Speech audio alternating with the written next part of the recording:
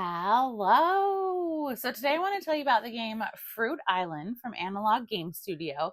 And this is a game that is being kickstarted from Reiner Knizia as the designer, who I usually love all of his games, and this one is no exception. So this is one of those games that are very common to him, that the rule set is light, but the more you play it, the more you realize the depth of strategy that there is.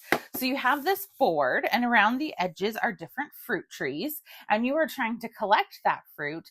But in order to bank the fruit and keep it safe from the gorilla that is roaming around the board, you must get yourself to the trading post. Whenever you take fruit off of the tree, and the tree has to be full, you take that fruit and it's face up in front of you. Once you get to the trading post, you get to turn it over. It's safe. Nothing can happen to it.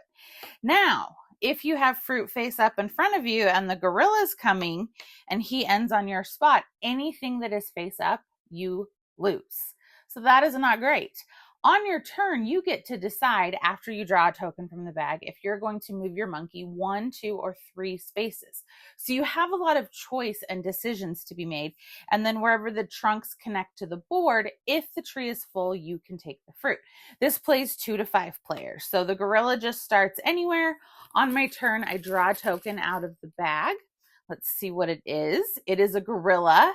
And it shows 1 coconut, which means the gorilla is going to move in the direction he is facing, 1. Some of the tokens will have the gorilla flip direction so that hopefully you can get away from him and your opponents cannot. So now I have a banana, and there are 2 banana trees, so I need to decide where to place it, and I'm going to place it over there. Then the next person would go. Wait, nope, I lied. That's when I then get to move 1, 2, or 3. So I cannot end my movement at the gorilla. So I cannot move 3 in that direction. I could go 1, 2, but I currently have nothing to take to the trading post. So maybe I want to get close to this, hoping that more bananas get filled up. So I'm just simply going to go 2, and I would end my turn. Then the next person goes by drawing a token, seeing what's on it. It is a pomegranate. They decide to place it, and then they move their monkey. Let's say they were here, 1, 2, tree's not full, they can't take anything. So the game ends once all the tokens are out of the bag. All of your fruit that you have at that point, whether it was banked or not, any fruit you have left in front of you counts as 1 point, and whoever has the most points wins. So where it gets interesting is the gorilla changing directions and taking the face up fruit, because it's like, well, I could get to a tree that's full on my movement and take those, or I could go to the trading post and keep what I have already safe. So do I want to push my luck? Do I not want to push my luck? There's some decisions to make there.